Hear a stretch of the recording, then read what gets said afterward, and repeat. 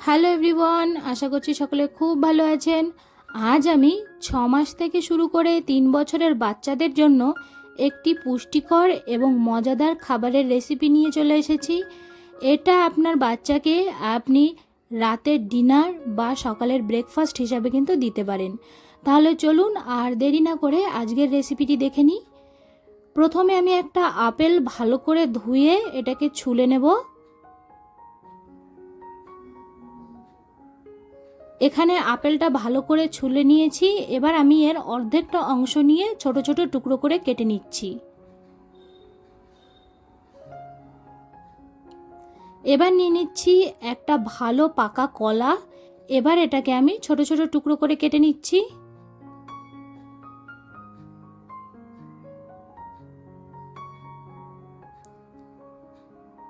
এবার আমি কলা আর আপেলটাকে সাইডে রেখে দেব।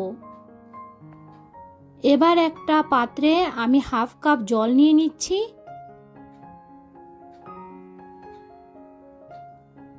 এবার এতে আমি দিয়ে দিচ্ছি 2 টেবিল চামচ ওটস। এখানে আমি প্লেন ওটস নিয়েছি। এবার দিয়ে দিচ্ছি কেটে রাখা আপেলের টুকরো।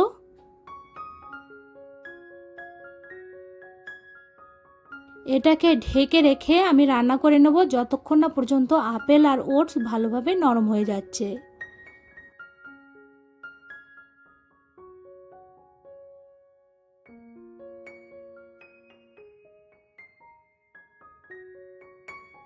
এখানে ওটস আর আপেলটা কিন্তু খুব ভালোভাবে নরম হয়ে গেছে।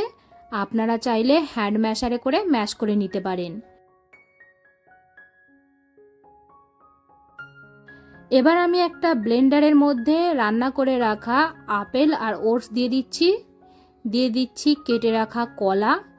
এবার এটাকে আমি একটা পেস্ট তৈরি করে নেব।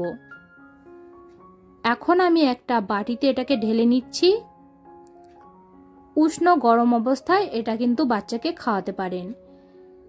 এতে রয়েছে ভরপুর পুষ্টি, যেটা আপনার বাচ্চার অল ওভার গ্রোথে কিন্তু সাহায্য করে থাকে।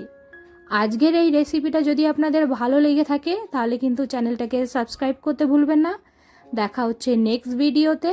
সকলে ভালো থাকবেন, সুস্থ থাকবেন।